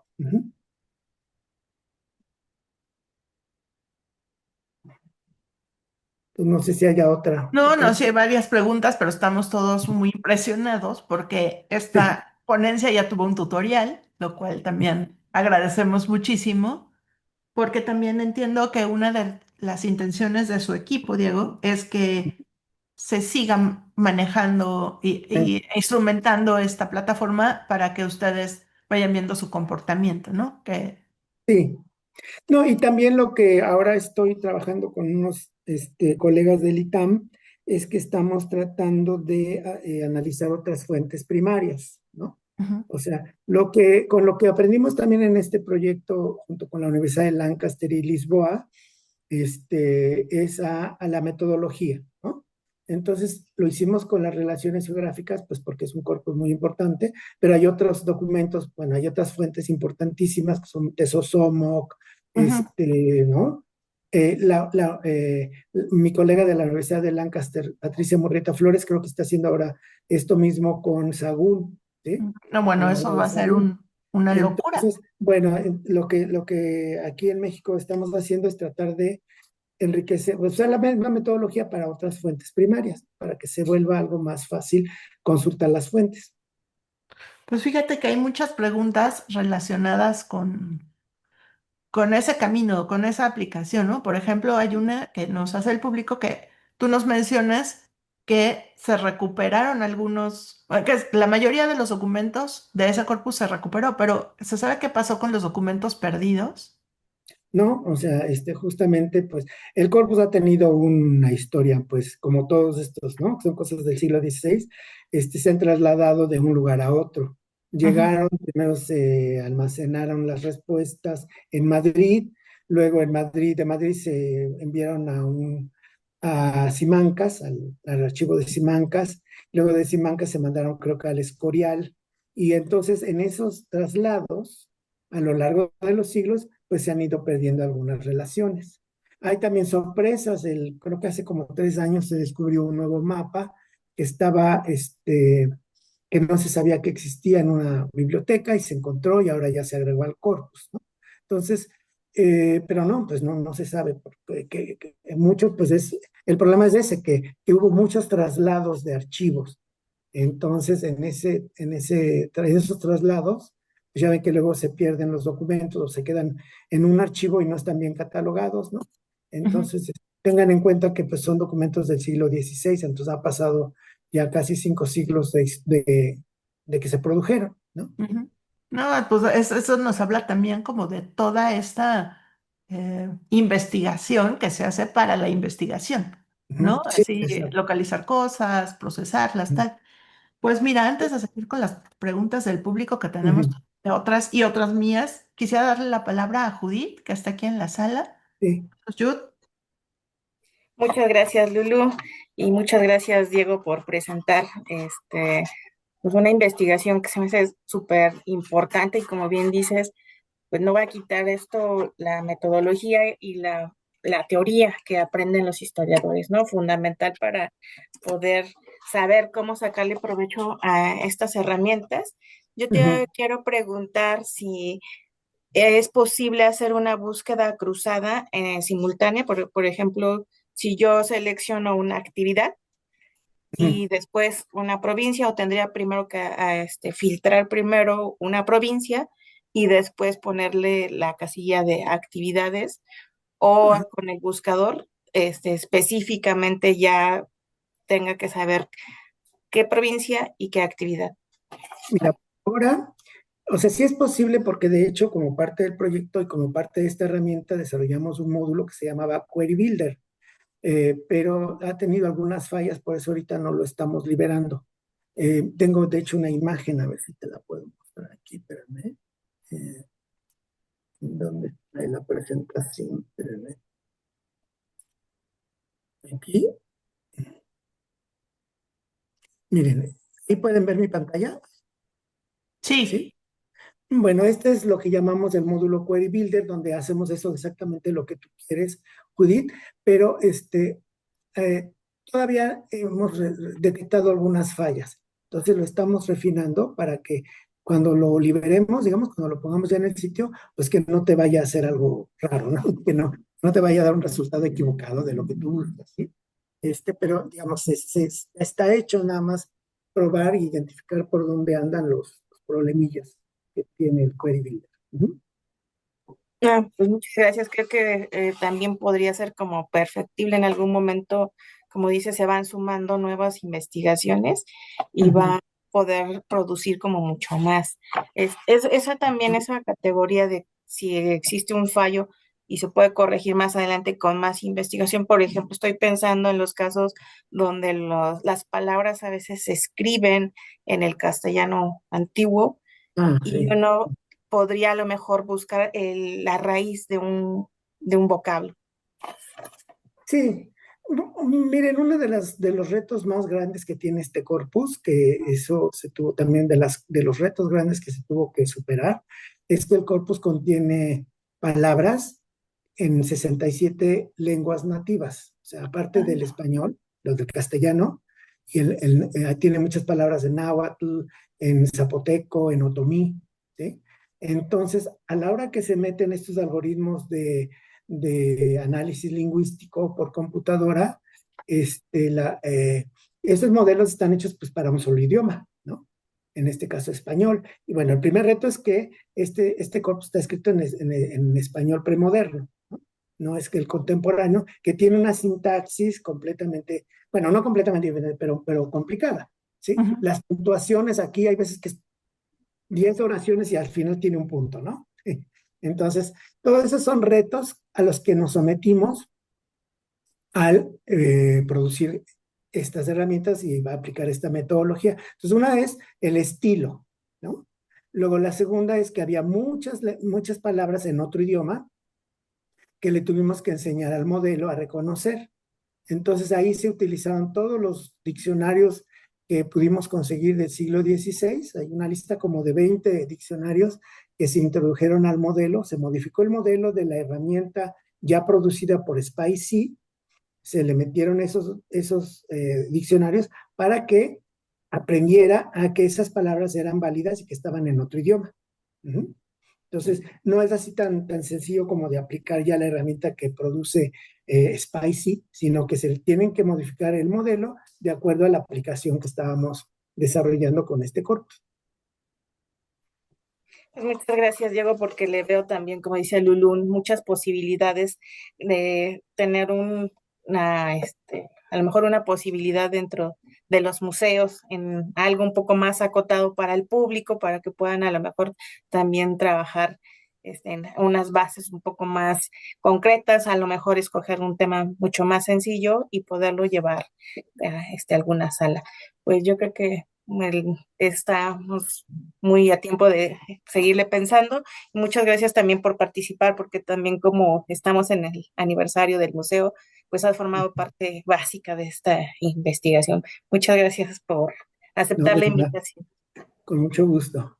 Gracias, Jude. Pues sí, hemos dicho que es un gusto para nosotros contar siempre con especialistas que nos comparten con generosidad los avances de su investigación y este seminario tiene también ese objetivo, ¿no? De ser ese foro donde se enseñan no resultados completamente terminados, sino trabajos que ya se están aplicando y que están en construcción y en remodelación constante para que puedan ser cada vez mejores. Y aquí una de las cosas que es súper interesante es que aparte de ver esto por productos, por lugares que se geolocalizan, podemos ver incluso cómo fue la gestión institucional novohispana, que eso también es muy interesante. O sea, estos primeros aplicaciones, pues sí tienen que ver con historiadores, con relaciones de comercio, pero podemos hacer múltiples capas de lectura de esta información, ¿no? Entonces, simplemente rescatar eso como de una manera muy práctica y eficiente con todo lo que ustedes ya procesaron, pues es súper valioso. A mí se me ocurría, por ejemplo, que la herramienta nada más, alimentada con otro tipo de documentos, podría ayudar a otras aplicaciones, ¿no? A ti se me ocurre en algo de procesar arqueología, incluso gestión, perdón, de museología o de exposiciones o algo así, dependiendo con que lo alimentes a ti. ¿Ustedes están prefigurando algún otro tipo de aplicación, Diego? Ahorita lo que estamos queriendo hacer es usar con otras fuentes Mm. novohispanas, pero te puedo decir que hay muchos equipos de trabajo y aplicaciones ya desarrolladas, por ejemplo, para leer reportes de excavación. Entonces, por Ah, ejemplo, esto sería estupendo para el archivo de arqueología del INAH, sí. ¿no? Eso es una de las aplicaciones que nosotros nos gustaría emprender en un futuro, ¿sí? O sea, esto mismo, pero para el archivo del INAH, ¿no? Y también hay en conservación, hay varios artículos ya publicados que han aplicado esta misma metodología para analizar reportes de conservación y restauración. Ujú. Entonces, obviamente que eso tiene una aplicación directa en museos. Ujú. Porque No, pues, finalmente la metodología es la misma. Lo que varía, pues, es el contenido de la información, ¿no? Pero teniendo la metodología, pues se puede usar cualquier tipo de fuente de datos. no, eso está increíble porque, pues como decíamos al principio, abre un panorama inmenso de cómo leemos lo que tenemos y Ujú. cómo esa mirada se refresca y cómo la tecnología bien usada solo es nuestra amiga y la tecnología no está usada ahorita. O sea, yo recordaba lo que tú expusiste. Se Ujú, mandaron cuestionarios impresos en aquella época, ¿no? ujú. Es una especie de inteligencia artificial mecánica o analógica para mejorar los procesos de gestión en aquel tiempo, ¿no? Entonces, vemos esa constante. De hecho, otra de las participantes del proyecto, Raquel Ujú, Liceras, perdón, de la universidad, ahorita está trabajando en la Universidad Complutense de Madrid. Cuando ujú, estaba en el proyecto era una estudiante, bueno, una estudiante investigadora de postdoc. ujú. Este, ella, después que terminó con nosotros en el proyecto, hizo algo con los informes de excavación de España. Entonces, te digo, usando la misma metodología, ¿no? Entonces, hay mucha gente trabajando en eso. Pues está increíble lo que nos presentas esta mañana. Ahora mira, Rubén Avilés Cerón Ujú. nos saluda y te agradece y te felicita. Bueno, y al proyecto por este sexto ciclo y por este invitado de lujo. Y él dice, felicidades al doctor Jiménez por este trabajo tan importante. Y ahí va la otra vertiente de preguntas, porque tenemos, ¿cuánto tiempo invirtió llevar a cabo esta investigación? Ese es. Más o menos 2 años y medio, casi 3. Ujú, Les digo, porque tuvimos que hacer mucho de la desambiguación. Mariana Favila podrá ser testigo de cuánto tiempo invirtió ujú, geolocalizando los topónimos, ¿no? Esa es de las cosas que más llevó tiempo. Ujú. ajá, Lo de pasar el corpus a un formato legible por computadora fue relativamente rápido porque nosotros ya partimos de los libros de Acuña, de René Acuña. Él ya había hecho transcripciones de los documentos. Ujú. ujú, Si no tuviéramos eso, hubiéramos tenido que invertir mucho más tiempo porque teníamos las imágenes de los manuscritos y esos los hubiéramos tenido o que transcribir a mano o utilizar un método de transcripción automatizada, que ahora ya también existen. Esa es otra de las cosas que estamos ahorita explorando, ujú, que yo estoy explorando ya con otro equipo de trabajo, ¿no? Aplicar técnicas de transcripción automatizada, ¿sí? ujú, Para que tengan la foto del documento y que se pueda transcribir automáticamente. Ujú. Mi colega Patricia Morreta Flores también está haciéndolo con una herramienta que se llama Transcribus. Pero bueno, nosotros en este caso ya teníamos los libros de Acuña publicados, entonces simplemente fue escanearlos, pasarlos por OCR, hacer que estuviera bien limpio todo, revisarlos, que no se fueran muchos errores, y luego a partir de ahí pues ya empezar a hacer las anotaciones. Ujú. Pero sí casi fueron 3 años que nos llevamos. y tu equipo es estas personas que nos enseñaste o tenían también estudiantes, porque yo justamente pensaba, hay cosas que ya están digitalizadas, pero lo que se tendría que paleografiar en el caso de fuentes que no tuvieran ese nivel de Ujú. procesamiento o simplemente escanear. Eso que tú Sí, nos compartiste está increíble, esa nitidez, claridad, posibilidad de ampliar esos escritos, pues también necesitaron un ujú. proceso de escaneo que tiene su tiempo. Pues en este caso, la verdad que fuimos pocos, porque aquí en México pues trabajamos Mariana y Ujú, yo básicamente, ¿sí? claro. Este, de repente nos apoyamos en dos estudiantes que trabajaron por meses, 2, 3 meses, ¿no? Ujú, Pero que nos ayudan a hacer algunas geolocalizaciones, pero no realmente la que se aventó casi todo el trabajo de geolocalización fue Mariana. Ujú. Y entonces en México fuimos poquitos, ¿no? En Lancaster fueron más, pero tampoco demasiados. O sea, fue ujú, Patricia con Raquel y una estudiante de doctorado que también nos ayudó. En total fuimos como 8 o 9, ¿sí? ujú. Ya con todo de 8 o 9 a lo largo de los 3 años. Hay veces que se salía un miembro del proyecto y entraba otra persona, pero digamos que como 8 o 9 personas participamos constantemente en el proyecto. Obviamente, como tú dices, si quisiéramos hacer algún corpus que tuviéramos nada más fotos de los documentos, pues ahí sí tenemos que tener más personas que nos ayudaran, Ujú. sobre todo para la paleografía.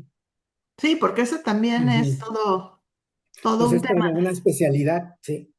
Y me imagino, por ejemplo, si se quisiera aplicar para el archivo documental que nosotros tenemos, eso se Ujú. tendría que capturar. O sea, si nada más están los cuadernos o los informes manuscritos, eso se tendría que capturar, ¿no? Pues tienes dos opciones. Una es hacer transcripción automatizada de letra manuscrita a texto por computadora.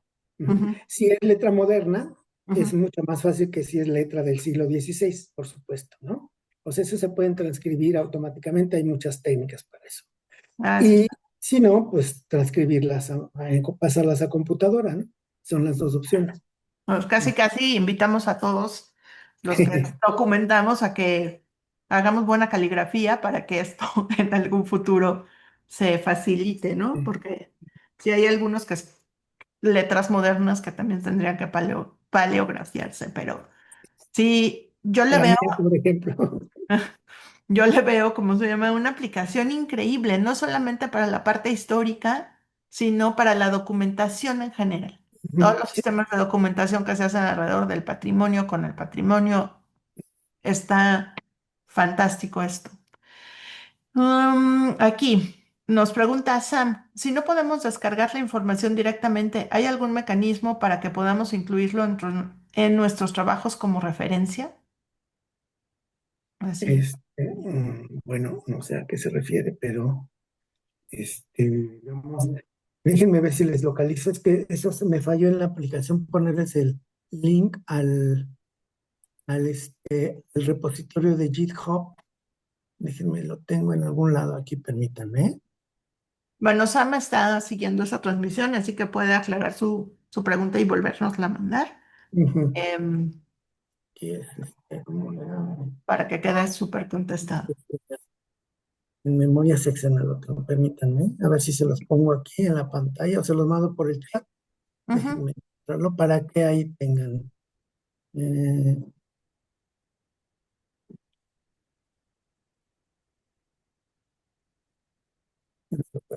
Esto me falló, fíjense. Bueno, pero siempre hay oportunidad de seguir compartiéndolo. Tenemos todavía un tiempo aquí en el seminario, porque sí, sí es muy interesante no solamente compartir los resultados Ujú, investigaciones, sino justamente compartir los procesos metodológicos de cómo se puede lograr. Y este seminario, en esta ocasión, este ciclo, tratará de eso, ¿no? De cómo se, con qué herramientas, con qué metodologías se traducen eh, ujú. Se los voy a poner en investigaciones. el chat. Ujú. A ver, Ligas a el repositorio de GitHub que tenemos. muchas gracias por esta información. Nosotros las copiamos de este chat Ujú. y se pondrán en YouTube para que las personas que así lo requieran puedan tener esa De ahí pueden información. descargar las relaciones anotadas y lo que se llama esto de Legends, que a mí siempre se me olvida. Ujú. Eh, ujú. Pues el mismo Sam, Annotations Legends se llama. Siempre se me Annotation olvida. Layers, ok. Ujú. Te decía que el mismo Sam Ujú. agradece la demostración, ese pequeño tutorial que, que fue muy útil y menciona que sin duda es una gran herramienta para la consulta. También Ed Borja, que nos dice tal cual. Hola, muy contento con los resultados de este proyecto. ¿Cómo están? Bueno, él hace varias preguntas, ¿eh? Y te las Ujú. voy a leer todas, a reserva de que me pidas que te las repita y puntualice después. ¿Cómo están hospedando su información? El INAH tiene sus propios servidores. Y otra pregunta, ¿nos podrían contar un poco más acerca de la creación de las etiquetas ontológicas que utilizaron para este modelo? Ujú. Y ya última, si tienes algún Ujú. consejo para elaborarlas en el contexto de otros proyectos. Son cuatro. Entonces, la primera es cómo se hospeda la información y si el INAH tiene sus propios servidores.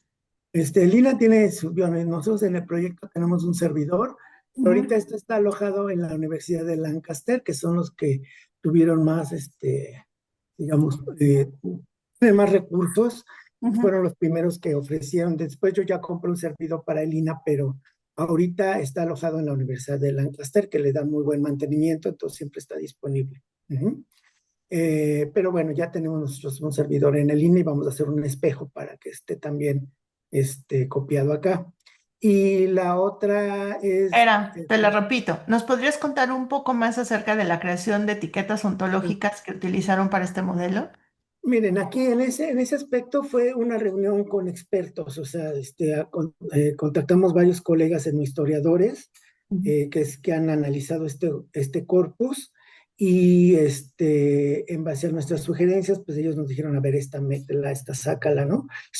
No son categorías, no estamos tomando en cuenta, digamos, categorías indígenas, ¿no? O sea, porque nos han hecho esa crítica, que por qué no ponen las fechas como, que por qué no se incluyó una categoría de fechas indígenas, ¿no? Nosotros lo que quisimos hacer es una herramienta muy práctica para la manera en que los historiadores buscan información, ¿sí? Entonces, por ejemplo, no hicimos ninguna reflexión teórica sobre qué categorías el corpus tenía que pudieran reflejar la mentalidad indígena, porque además este corpus, debemos decir, la manera en que está creado, Ujú, no es un corpus indígena realmente. O sea, la manera en que se compiló la información fue que había un escribano, el corregidor del área o el oficial español que estaba a cargo de esos pueblos, convocaba a los oficiales españoles que conocían los pueblos, también convocaba a los indígenas principales, a los indios principales, que eran como los caciques de esos pueblos, los que habían sido o tlatoanis o parte de la nobleza en la época prehispánica, los reunía y les preguntaba, ¿no? O sea, leía las preguntas, por ejemplo, y luego contestaban, algunos de ellos en lengua indígena, entonces había un intérprete que traducía lo que decían los indígenas al castellano. Y ujú. luego eso era transcrito por el escribano. Entonces, hay una serie de filtros, ¿no? Culturales, desde que se hace la pregunta hasta que se da la respuesta. Y de hecho, la misma pregunta está hecha con la mentalidad española, no está hecha con la mentalidad indígena, ¿no? Hay un gran historiador que se llama Sergei Gruchinsky, que tiene un ensayo excelente explicando cómo este corpus refleja un poco la idiosincrasia española e indígena, cómo se da esas a veces malinterpretaciones de los indígenas en cuanto a las preguntas de españoles y al revés, malinterpretaciones de los españoles sobre lo que contestaban los indígenas y cómo esto se puede filtrar en el corpus, cómo esto se puede identificar en el corpus. Entonces, esas categorías nosotros no las tomamos en cuenta porque eso requiere un análisis histórico ya es otro tipo de cosas, pero que se puede hacer, ¿no? Ujú. Y que ha hecho Gruchinsky, por ejemplo, es de los que más reflexiona sobre estos temas y sería magnífico hacerlo. No, pues eso está increíble, es así como la metalectura de, de las Sí, fuentes y la forma de procesarlas en aquel tiempo y en este. sí. Y aquí nos enfrentamos a dos conceptos en la lingüística computacional que se llaman lectura distante y lectura cercana, ¿no? Lo que estamos haciendo nosotros es lectura distante, que quiere decir que hacemos que la computadora lea el texto rápido y de acuerdo a categorías predefinidas, ¿sí? Ujú, Pero la lectura cercana es la que hacen realmente los historiadores, la que realmente requiere una interpretación ya más detallada. Ahora, las dos tipos de lectura tienen su papel. La lectura distante tiene el papel de que en unos segundos lee 1 millón de palabras. ujú. Algo que nos tomaría a nosotros meses o años hacerlo, ¿no? Con el cerebro humano. Entonces, o también con la lectura distante uno puede salirse del canon de las obras que se usan normalmente en alguna disciplina. Entonces, el historiador que inventó ese concepto decía, por ejemplo, si nosotros metemos una biblioteca de obras españolas, a lo mejor nos encuentra obras literarias muy importantes fuera del canon que conocemos como importante, como pues, el Quijote o los grandes escritores del siglo de oro español. A lo mejor en las bibliotecas hay perdidas obras que tienen tanto valor como esas, pero no nos hemos dado cuenta porque no tenemos la capacidad ahorita para descubrirlas, ¿no? Entonces, esa es una de las funciones de este tipo de herramientas y de este tipo de técnicas. Ahora, como les digo, no sustituye a que un historiador tiene que fijarse en el subtexto, en la interpretación de los párrafos, en las líneas, en el estilo literario, en el estilo en que se escribieron estas obras. Las dos son complementarias.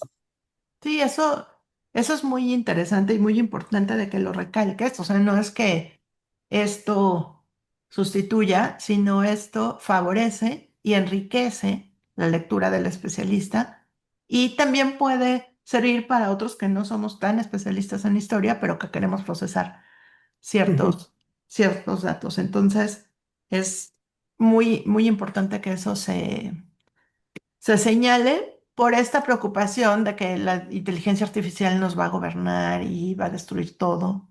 En realidad, aquí vemos como bien usada, bien dirigida y sobre todo aprovechada por expertos que conocen sus posibilidades, es una herramienta fantástica para procesar documentación, ¿no? En este caso, pues está documental, pero entonces, bueno, aquí seguimos.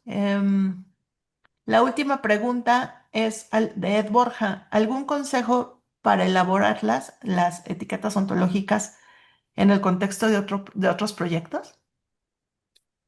Pues es que depende del corpus que quieran abarcar, ¿no? Ahí sí todo es exprofeso. Mm, Pueden buscar en internet mucha bibliografía sobre creación de ontologías, ¿no? Hay métodos incluso muy matemáticos, ¿no? Ujú, Uno de los experimentos que estamos haciendo ahorita con los colegas del ITAM es que queremos extraer la ontología no predefinida, sino sacarla del corpus mismo, o sea, ver qué palabras se mencionan con más frecuencia estadística en el corpus. Eso es lo que estamos ahorita haciendo. Eh, y ahí eso se llama topic discovering, ¿no? O sea, descubrimiento de temas. ujú. Entonces hay técnicas también para eso, para que tú metas el corpus y te diga más o menos qué tópicos son los más relevantes en el corpus. Entonces ahorita estamos como en un proceso de aprendizaje, estamos en prueba y error todavía porque estamos usando varias técnicas, pero no hemos conseguido hacerlo como nosotros queremos, pero eso existe. Entonces, ahí más bien es qué corpus tiene, qué retos representa ese corpus y ver qué técnicas hay. Ya, de esto hay mucho, mucho trabajo, porque estas técnicas comenzaron a usarse desde los 1990 y tantos, ¿sí?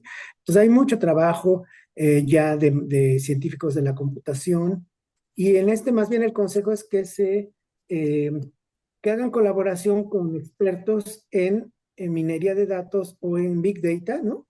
O estos científicos de la comunicación que conocen muy bien los algoritmos y ustedes como historiadores, arqueólogos o etnólogos pongan la parte que se refiere al tipo de búsquedas o al tipo de información, al tipo de trabajo que quieren hacer con ese corpus. Esa es la primera recomendación, que esto no se hace solo, esto se tiene que hacer con expertos de diferentes campos. Ujú. No, eso también es como fundamental, ¿no? Así, para que uno piense en las posibilidades de aplicarlo, tiene que ser un equipo interdisciplinario, tienes que tener muy preciso el objetivo que Sí. tienes que lograr, tener un equipo, tiempo, recursos para realizarlo, Ujú. porque pues no todas las investigaciones tendrán la información capturada o digitalizada, ¿no? Entonces eso se tiene que Aquí contemplar. aprovecho para invitar a las personas que quieran, estudiantes o eso que quieran unirse al proyecto también. Les digo, estamos pensando digitalizar otras fuentes, ¿no? Ahí es un poco de escanear, que nos ayudaran a escanear fuentes para hacer esto mismo con otros documentos tan importantes como Tesosomo, Sagún, etcétera, ¿no? Otras fuentes primarias del siglo XVI. No, eso está fantástico. Pues yo creo que uno de tus eh, anotados en esos estudiantes y participantes será Ed Borja, porque ¿No? ya se puso a trabajar y nos pone, descargué un Excel para extraer la información temática y no veo las coordenadas. ¿Cómo es posible extraer la información con coordenadas para poder trabajar posteriormente en el siguiente? Yo En el supongo debe que haber. Ujú. perdón, que él se comunicara contigo después. Sí, bueno, sí, para que ya en privado yo le diga, porque sí están ahí, están muy poco claras. Ujú, Ujú. ujú, No, y aparte recordemos que esta herramienta está a prueba de todos los ujú, usuarios para ujú, que se siga mejorando y clarificando. Y como todas estas herramientas digitales, pues uno tiene que practicarla, ¿no? ujú, Como para sí, entender bien cómo es la interfaz, ujú, familiarizarse con el proceso. Pero yo creo que este panorama, primero, esta presentación, luego la difusión de esta herramienta y ya su aplicación práctica para esta geolocalización y en, tal vez, perdón por la ¿no? interrupción, pero tal vez podríamos hacer un taller, se me ocurre, ¿no? O sea, la gente que Ah, esté eso estaría pendiente, un fantástico. taller muy chiquito así de decir, bueno, píquenle aquí, háganle acá, un tutorial Ujú. Ah, para, pues para que conozcan la herramienta. bienvenida esa idea porque Ujú, justamente creemos que tu expertise, en este caso, bueno, de Mariana y de Akepo Mexicano y de todo el equipo, se podría aprovechar ujú, ya con dudas mucho más puntuales para gente que quiera hacer esa aplicación. ujú, Ya supongo que eso se podría organizar después y no dudes en decírnoslo para que por medio de este seminario también se hiciera la difusión de ese taller, ¿no? Ya ujú. está publicado el link que nos mandaste en las redes Ah, sociales muy bien. para que los interesados puedan acceder a esa Ujú. información. Y Iván Sima pone, es muy interesante el tema del error inherente a las transcripciones en las lecturas distante y cercana. No sé si tú pudieras ahondar un poco más en eso. Bien. Bueno, no sé exactamente a qué se refiere, pero sí, o sea, a la hora de que transcribe los documentos, pues siempre se van algunos errores. Yo sigo encontrando algunas cositas ahí en el corpus, ¿no? Pero en general está bastante bien. Este, y pues como todo, o sea, todo es sujeto a que no todo es perfecto, ¿no? Entonces también ahí en lectura distante, pues uno encuentra lo que le metes a la computadora. O sea, todo depende de qué tan detallado y tan cuidadoso sea el trabajo de preparación del corpus, ¿no? De los textos. Las técnicas son las técnicas y van a trabajar bien, si se tienen buenos insumos, o sea, buenas entradas de documentos. Ahora, para anotación, nosotros, por ejemplo, para que el modelo de inteligencia artificial aprenda a reconocer las entidades, hay varias maneras. Una se llama supervisada y otra no supervisada. La no supervisada lo hace automáticamente, pero es menos efectiva, comete muchos errores. La supervisada lo que se hace, que se anota, por ejemplo, a mano, 20% del corpus. Nosotros así le hicimos una anotación de 20% del corpus y con esos ejemplos, el modelo de inteligencia artificial aprende a reconocer y a distinguir entre topónimos, nombres de personas y todas las demás categorías, ¿no? Entonces, así es como es a lo que se le llama el entrenamiento del modelo. Ujú, Y entonces después ya el modelo, ya una vez que el modelo se ha entrenado, se le meten todos los documentos que no se anotaron manualmente. Ajá. Y se va corriendo el modelo hasta, va uno revisando si ha cometido muchos errores, pues se le da otra iteración, se vuelve a meter el modelo, se van anotando se van reconociendo los errores y es un proceso iterativo hasta que tenemos un cierto nivel de exactitud. Nuestro caso es de 80 y tantos %, creo, ¿no? ujú, Casi el modelo de inteligencia artificial llega al 100%, ¿no? Entonces, yo creo que es a lo que se refiere la pregunta. Aquí ujú. lo que se hace, pues, es que el modelo se entrena y reentrena, y en cuanto se descubre un error, se vuelve a meter el corpus para que aprenda el modelo de inteligencia artificial que eso es un error y lo descarte en la siguiente iteración. No, es súper interesante esta parte que tú ahorita señalas, porque si ustedes esperaran a que el modelo estuviera perfecto, y lo diré entre 20 comillas perfecto, jamás estaría disponible en este momento. O sea, quizás ni lo vieran ustedes. Son herramientas que se están perfeccionando y se perfeccionan también mediante el uso y su aplicación, ¿no? Así Sí, no es así que un pequeño equipo solamente haga todas esas interacciones y pruebas, sino en realidad su aplicación es lo que las mejora.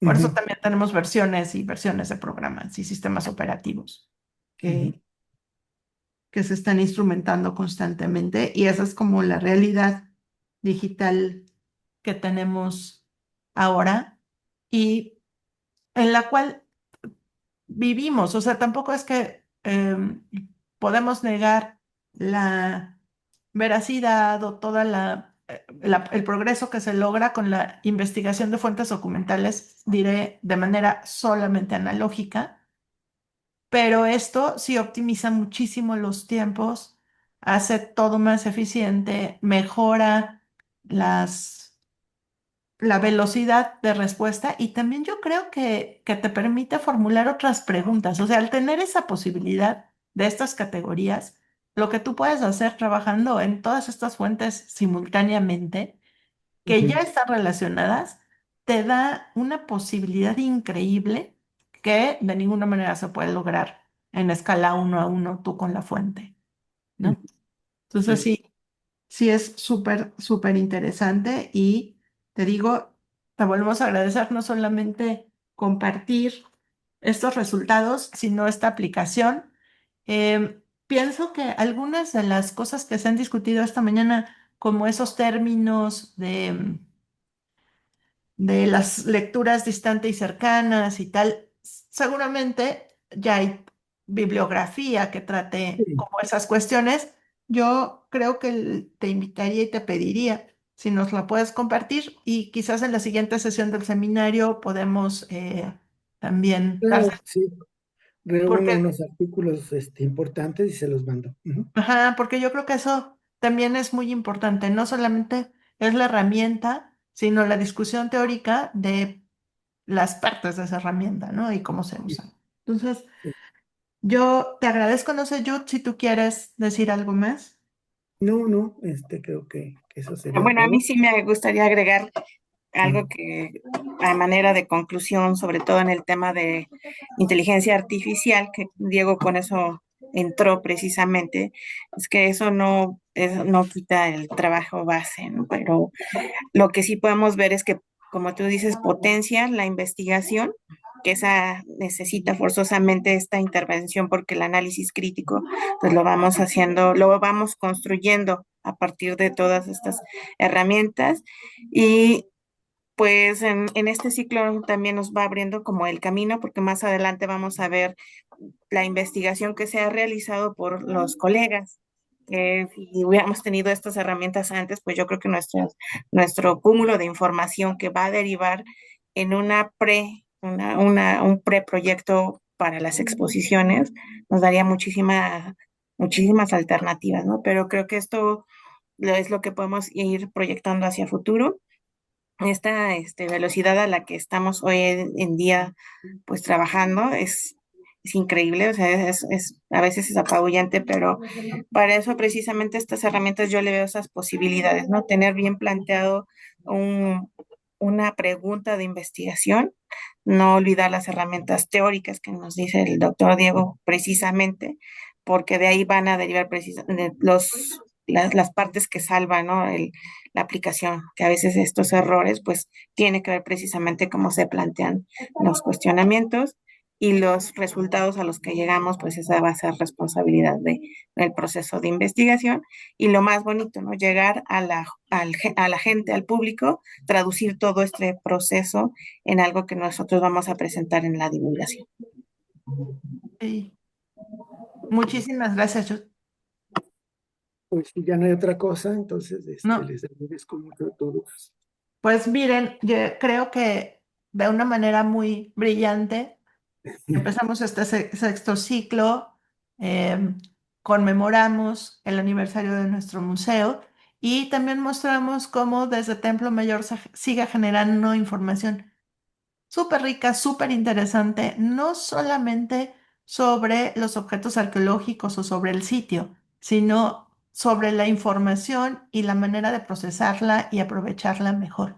Y pues me congratulo al mencionar que sigue siendo un referente de investigación aplicada no solamente en las exposiciones, ni en las excavaciones arqueológicas, ni en la manera de mostrarlas en las salas, ni en la manera de resguardarlas, sino en todo lo que tiene que ver con el aprovechamiento de la información que nos da nuestro patrimonio cultural. Así que creo que es una manera súper afortunada de abrir este sexto ciclo. Te agradecemos un montón, Diego, tu No, generosidad, no, tu gracias por... participación, siempre interesante, siempre deslumbrante, diré. Y pues les recordamos que este ciclo ya quedó oficialmente abierto hoy y nuestra siguiente ponencia estará a cargo del antropólogo Juan Alberto Román, que nos expondrá el tema Exposición sobre la tecnología del DNA en el Templo Mayor, una investigación innovadora, ¿no? Y esto pues lo tendremos el 10 de noviembre a la misma hora y posteriormente también tendremos en este año la participación de el doctor Padilla del Museo Nacional de Antropología, ¿no? Y pues no se pierdan la programación de este ciclo que inició con pie súper derecho esta mañana y esta tarde. Les agradecemos a todos su participación. Revisen la conferencia, queda albergada en YouTube para que la puedan volver a ver, compartir con alumnos, con otros especialistas. Y pues les agradecemos a todos su participación y pues felicidades a todos y buenos días y tardes, porque ya es casi la hora Gracias. de la tarde. Hasta luego. Muchas Gracias gracias. por Bye. estar aquí. Hasta luego. Bye. Gobierno de México. Segundo piso de la Cuarta Transformación.